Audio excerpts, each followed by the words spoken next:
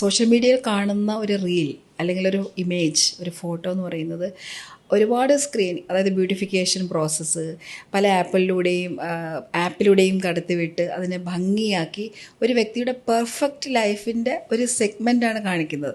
ഇപ്പം നോർമൽ ലൈഫിലുള്ള ഒരു വ്യക്തി വേറൊരാളുടെ പെർഫെക്റ്റ് ലൈഫും നമ്മുടെ ഇംപെർഫെക്റ്റ് ലൈഫും വെച്ചിട്ടാണ് കമ്പയർ ചെയ്യുന്നത്. അതാണ് ഈ പ്രശ്നം വരിക. അതൊരു റിയൽ ലൈഫും തമ്മിൽ ഓൾവേസ് ഡിഫറെൻ്റ് ആണ്.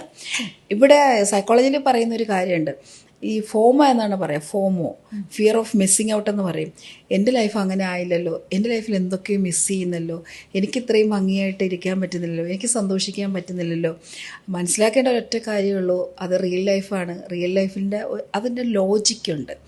അതൊരു എൻ്റർടൈൻമെൻറ്റിന് മാത്രമുള്ളതാകുകയും അത് കണ്ട് കളയാൻ, അല്ലെങ്കിൽ അങ്ങനെ നിങ്ങൾ അഡിക്റ്റ് ആണെങ്കിൽ, അതായത് കാണുന്നത് നിങ്ങൾക്ക് താല്പര്യമുണ്ടെങ്കിൽ ജസ്റ്റ് കാണുക, പക്ഷെ ലോജിക്ക് അപ്ലൈ ചെയ്യുക, ഇതല്ല റിയൽ എന്നുള്ളത് അപ്ലൈ ചെയ്യുക. അത് വെച്ചുകൊണ്ട് നമ്മളെ കമ്പാരിസൺ ചെയ്യാതിരിക്കുക. നമ്മുടെ വാല്യൂവിനെ, അല്ലെങ്കിൽ നമ്മളെ കൂടുതൽ സ്നേഹിച്ച് സെൽഫ് ലവ് കൂട്ടിയും നമ്മളെ കൂടുതൽ കെയർ കൊടുത്തും പരിഗണിച്ചുകൊണ്ട് മുന്നോട്ട് പോവുകയാണെങ്കിൽ ഈ തരത്തിലുള്ള ബോഡി ഷേമിംഗ് ഒന്നും നമ്മളെ അഫക്റ്റ് ചെയ്യാനേ പോകുന്നില്ല.